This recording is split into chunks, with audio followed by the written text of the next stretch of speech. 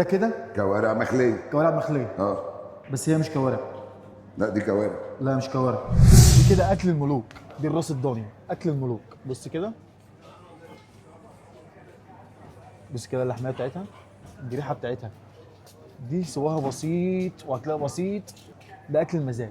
دي راس ضاني بالصلاه على النبي كده.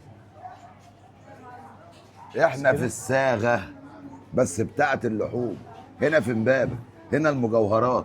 شايفين الحاجات الحلوه اللي بيقدمها. عايزين النهارده نعرف منك. سيب بقى الراجل ده يستريح كده ويقول لنا ايه الفرق ما بين البيضه والغامقه. يعني هل يا ترى لو احنا طبخناها بالشكل ده في البيت هنبقى طبخناها غلط، وهي المفروض يبقى ده شكلها وهي دي فعلا هي دي؟ بص دي هي دي، ده الشكل الطبيعي بتاعها، ده الشكل الطبيعي بتاعها. في الناس بتوع زمان هم بياكلوها كده مش منضفه. دي اسمها شطيطه، بتتعمل بشطه كده وتسبيكه، تبقى طعمها جامد قوي. الجيل الجديد بتاعنا احنا بقى بياكل دي منضفه جاهزه، شغل البيوت الجاهز اللي هي مش هتقعد في البيت تنضف او مش هتاكلها كده. ده شغل البيوت كده. هي دي هي دي، الطعم واحد، الطعم واحد، ما يختلفش عليه حاجه، بس حسب ما انت بتعمليها ازاي. والكيلو بتاعها بكام؟ الكيلو بتاعها ب 100. مش بقول لك غالي؟ 100 بلدي، بلدي. كل ما نركز تكلمني على تقول لي كده، بلدي. بلدي. انا ركز على خضرا كلمه بلدي. يعني. انا خضرا ايه الفرق بينهم؟ ومتربيه على الغالي. ايه الفرق؟ اللي بياكلوا منه هم اللي بياكلوه. في الصعيد اللي بيفضل الاكل مع الطبليه بيحطوا له البهايم للعجول. يعني انت معترف انك انت بتبيع الحاجه غالي. غاليه يعني. كندوز البلدي غالي، في مستورد رخيص، وفي جاموس كبير امهات رخيصه وما ارخص من ده. تجيبهاش. ما بشتغلش فيها. في ناس حابه الكلام ده، سواها عالي، طعمها مش الجوده الاولى.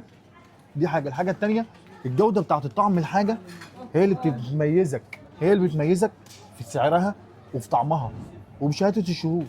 والزبائن عارف انك بتبيع غالي. الزبائن عارف انه بيبيع غالي، وليه زبوني مخصوص، واللي عايز يجرب انا تحدي معاه في حاجه بتاعتي.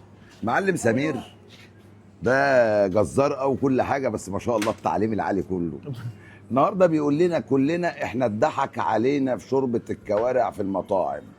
المصامت في بعض منها بيبيع شوربه الكوارع فيها غلطه كبيره واحنا ما بنعرفهاش. النهارده هيقول لنا السر.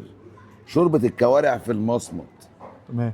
انت قلت بيضحك علينا، ممكن تقول لي بيضحك علينا ليه؟ 90% من المصامت ما بيبيعلكش كوارع جاهزه، كوارع كامله كده. ده كارع اهو، لو ما نزلتلكش القطع قدامك سليمه ما تبقاش كوارع. 90% منها بيغشوا فيها. ما احنا مش بناكلها حكايه مخليه. وانت بتاكلها مخليه. طيب بتاكلها مخليه. ضحك عليا في ايه بقى؟ بتضحك عليك في ايه؟ هوريك حاجه كده بسيطه. وريني. ده كده كوارع مخليه. كوارع مخليه، بس هي مش كوارع. لا دي كوارع. لا مش كوارع. ازاي مش كوارع؟ دي اسمها قراعه، جيبها. دي الجلدايه اللي فوق الغطا بمخ. دي الجلدايه طب ما اكيد لما اكلها هعرف انها مش لا كوارع. مش هتعرفها. مش هعرفها عشان هي اتسلقت مع الكوارع، وهي مش وحشه. هي مش حلوة. وحشه، حلوه، وانا باكل منها وانت هتاكل منها.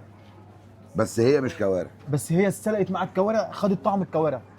الناس البسيطه اللي هي بسم الله ما شاء الله ربنا يديها يا اللي رب، زينا كلنا. يا رب يا رب يرزق الناس كلها، ما عندهاش الامكانيه تعمل كرع كبير غالي عليها، فبتاخد قطع كرع من ده، شويه من دول، على كرع صغير من الضاني، تسلقهم مع بعضهم، ولا تسلق هم كوارع ضاني، كوارع مخليه ونفس الطعم. ونفس الطعم. مفيش زفاره. مفيش زفاره. تستوي بسرعه. تستوي بسرعه، مفيش اي حاجه من ريحه الزفاره. بكام الكيلو بقى؟ ده الكيلو بتاعها ب 80. 80 انا جنيه. 80 جنيه. انا واحد من الناس مسميها زلابيا، مسميها الزلابيا.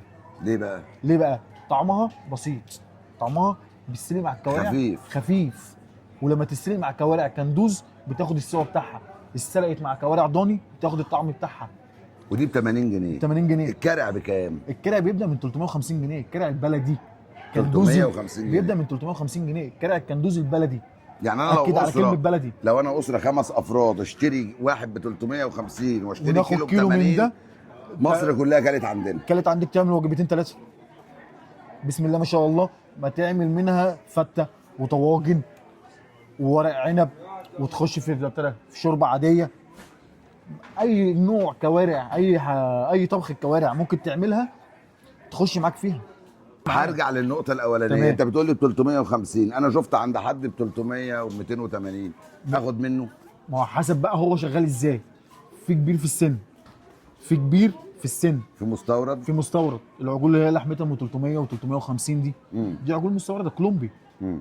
اللي هي عجول مصورة. هعرفها انا ازاي؟ مش هتعرفها. مش هعرفها. مش هتعرفها. يعني ممكن الناس من اللي بتشوفنا عادي يضحك عليها. ممكن 90% يضحك عليها. طب انت قول لنا كلمه بس السر. هي بص اقول لك على حضرتك على حاجه، هي مش وحشه. هي مش وحشه. بس مش احسن حاجه. مش اجود حاجه.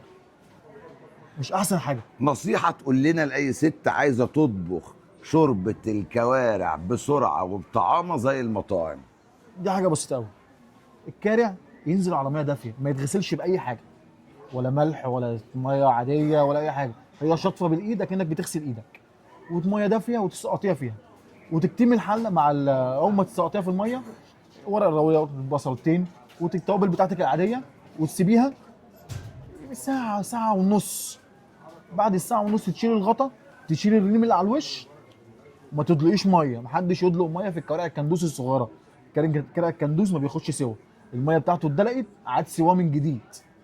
ساعه ونص تشيل الغطا، تشيل الريم اللي على الوش، تهدي النار ربع ساعه 10 دقايق، يكون اللحميه بتاعت الكارع فصصت من بعضها.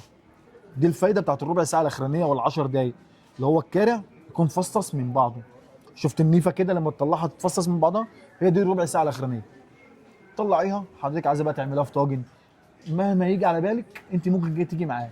طاجن شغال، فته شغال، ورق عنب شغال، طاجن طماطم كده في الفرن مع نفسه شغال. جوعتنا. ورق العنب، ورق العنب شغال معاكي. كل ما تدخلوا الانفس في الكوارع بعد السليقه، كل ده هيجي معاكي في اي حاجه. بس اهم حاجه ان احنا نشتري حاجه بلدي، بلدي 100%. مش هقول لك اكتر من كده. الخواجه كنتاكي بتاع اللحوم الدكتور النهارده اما تيجي تشتري منه انت بتيجي تكشف، تاخد معلومه، ربنا يرزقك. وطالما حاج سعد طول العمر الله يرحمه ويحسن اليه كان مفهمكم ان اللي داخل على الناس داخل عليكم، طبعا احنا مطمنين ان انتوا بتبيعوا حاجه طبعا محترمه. وسمعتنا نظافتنا والجوده بتاعتنا، الحاجه بتاعتنا الجوده الحاجه. احنا مش هنغير اسمنا ولا تاريخنا عشان حاجه رخيصه شويه ولا غاليه شويه، لا هو سيستم واحد احنا ماشيين عليه من ايام الحاج الله يرحمه. ما بنغيرش المعلومه بتاعتنا ولا نغير طعم الحاجه بتاعتنا. مهما هتغلى احنا مش هنغير الحاجه بتاعتنا. بشكرك جدا. البلدي هو رقم واحد. شكرا، بشكرك جدا.